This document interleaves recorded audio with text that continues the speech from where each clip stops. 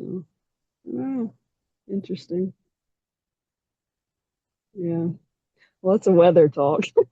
Yeah, the weather is always something you could talk about. Yeah, for sure. Yeah, I'm for a just, long time I think it didn't I was very introverted and I didn't know what to talk to people about. And the weather was always a good thing I could go to. But after the weather, I was usually like, what else do I say to these people? Like, yeah, I think that's the kind of fun part, I suppose, about being an introvert. And I think you and I were kind of similar at a younger age. We didn't talk a lot. mm, So, developing that later in life, I mean, it gets easier, I suppose. There's always stuff to talk about. yeah, It's trying to find the commonality, I suppose, with people is kind of interesting. I get to exactly. do a lot of that now, with the type of work I'm doing. Sometimes it's just little 5 minute interactions. It's kind of nice. You never know where the conversations are going to go. Hmm. Yeah, I've been finding that in my life as well. Just finding commonality with people. You don't have to necessarily talk about what interests you or deep conversations. And sometimes it winds up there anyway, and to your own surprise. And people are sometimes receptive too. Um, Yeah. and yeah, like I was like a mute, um, probably all the way until I joined the army to an extent. Like when I was in Mhm. like middle school, high school, or elementary school, even like people thought I was a mute because I didn't talk to anyone. I had like very small circle of friends that, of course, I would talk with, but um, I was basically yeah, they thought I was a mute that I couldn't talk, and the army kind of snapped me out of it because you're surrounded by all these people and you're in a small quarters, and I kind of got over it to an extent. Hmm. But even then, it was like when I got out of the army, it was like I was always just trying to find people I could have deep conversations with about things that interested me or the things I was aligning with at the time. And um, but and I was still very introverted against the rest of the world, so to say.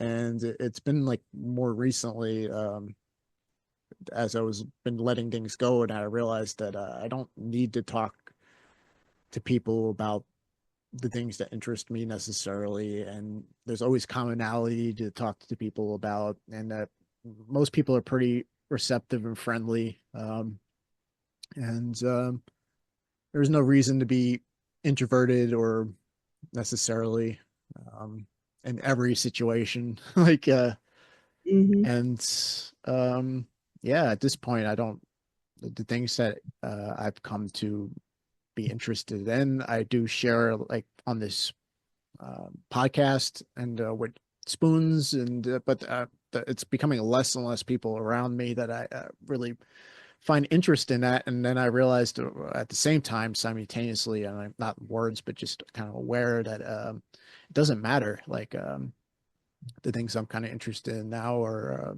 more for my own personal growth, and if I can share them with people, it's cool. But if I don't, I don't have to. Like, and Yeah. I can participate in the world and not be introverted or eccentric and well, like wall myself off uh, to people like I've done in the past.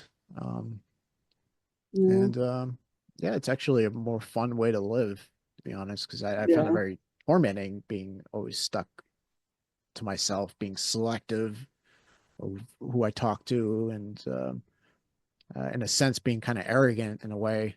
Um, like, oh, they're too stupid to understand what the things I'm interested in, or oh, they're just normies or whatever. Then I realized that the people that call people that are actually projecting themselves onto other people. Like, Hmm.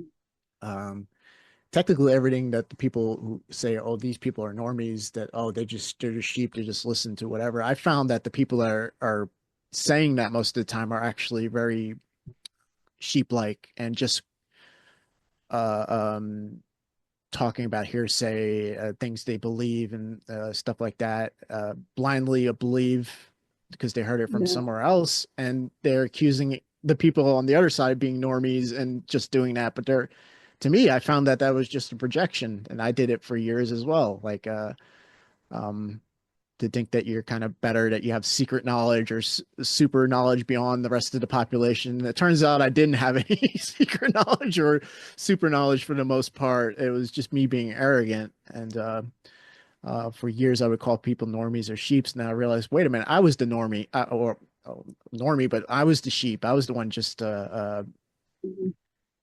accusing all these other people of just going along and just listening and not thinking for themselves. And it turns out a lot of them, some of them don't, but some of them do.